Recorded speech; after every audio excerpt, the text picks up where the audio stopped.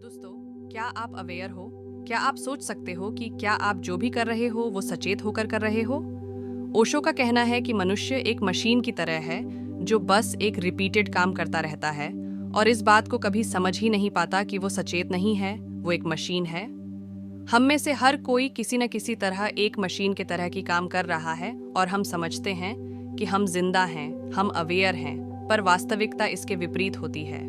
हम जो कुछ भी करते हैं उसमें से ज्यादातर सचेत होकर नहीं करते। आपकी ही बात करें, आप इस वीडियो को देख रहे हो पर होशपूर्वक नहीं। आपका ध्यान बाकी वीडियो और अपने मन के विचारों से भरा हुआ है। आपको पता भी नहीं होता कि आप सब कुछ अनकॉन्शियस स्टेट में कर रहे हो। इस वीडियो को भी आप सचेत होकर नहीं देख रहे हो। ओशो कहते हैं, मनुष्य एक मशीन की तरह है। वह अपने कर्मों का बोध नहीं रखता है। वह केवल अपने विचारों के आधार पर कार्य करता है। जब किसी व्यक्ति को क्रोध आता है तो वह वास्तव में क्रोध नहीं करता है, बल्कि उसके मन में क्रोध के विचार आते हैं और वह उन विचारों के आधार पर कार्य करता है। अगर उस व्यक्ति के मन में क्रोध के विचार न आते तो वह क्रोध नहीं करता। ओशो कहते हैं कि क्रोध, घृणा, ईर्ष्या आदि सभी मन के विचारों से उत्पन्न होते हैं। जब हम इन विचारों को शांत कर देते हैं तो हम इन भावनाओं से मुक्त हो जाते हैं। हमारे जीवन में सचेत रहने के लिए हमें अपने विचारों और भावनाओं पर नियंत्रण करना चाहिए। हमें अपने मन के विचारों को शांत करना चाहिए और अपने जीवन को सचेत होकर जीना चाहिए। मनुष्य एक मशीन है, उसके कर्म का बोध भी झूठा है। मनुष्य लगभग एक यंत्र की तरह है, जीता है चेतना के बिना। मनुष्य एक कॉन्शियसनेस के बिना जीता है, एक आत्मा के बिना जीता है एक मशीन की तरह, एक यंत्र की तरह। पंखे चल रहे हैं, हमने उनके बटन ऑन कर दिए और वो चल रहे हैं। अगर पंखे को ये भ्रम हो जाए कि वो चल रहे हैं तो ये उनका अज्ञान होगा। पंखे चलाए जा रहे हैं, चल नहीं रहे हैं। मशीन चलाई जाती है, चलती नहीं है। मनुष्य भी चलता नहीं है, केवल चलाया जाता है। लेकिन उसे ये ख्याल है और यही ख्याल ही उसके जीवन की सबसे बड़ी जंजीर है। उसे ये ख्याल है कि मैं चलता हूँ, उसे ये ख्याल है कि मैं करता हूँ, उसे ये ख्याल है कि मैं करने वाला हूँ।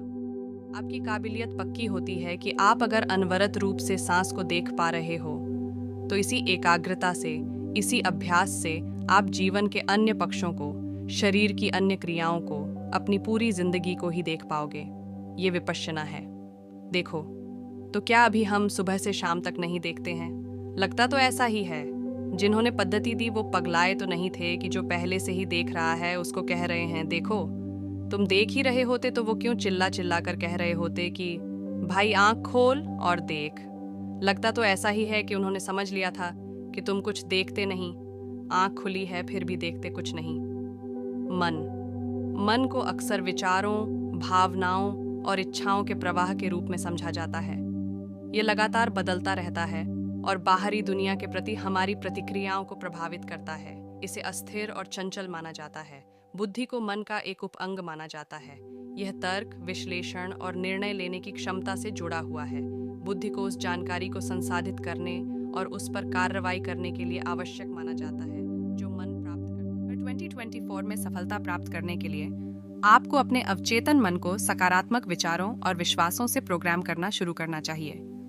हर सुबह उठने के बाद अपने आप को कुछ सकारात्मक विचारों और विश्वासों को दोहराएं। अपने दिन भर में सकारात्मक वाक्यों का उपयोग करें। अपने लक्ष्यों और सपनों के बारे में कल्पना करें। अपने अवचेतन मन को प्रोग्राम करने से आपको 2024 में सफलता प्राप्त करने में मदद मिलेगी।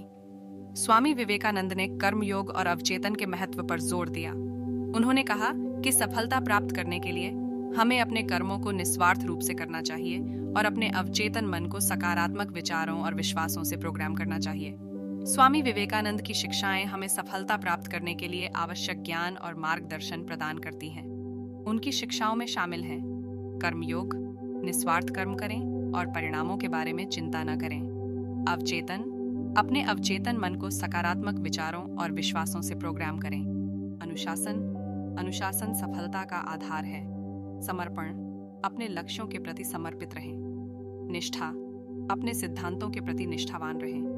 यदि आप सफल होना चाहते हैं तो आज ही शुरू करें। आज के लिए बस इतना ही। सब्सक्राइब और शेयर करना न भूलें। अपने सुझाव कमेंट में ज़रूर दें। धन्यवाद। आशा है कि आपको आज की बातें पसंद आई होंगी।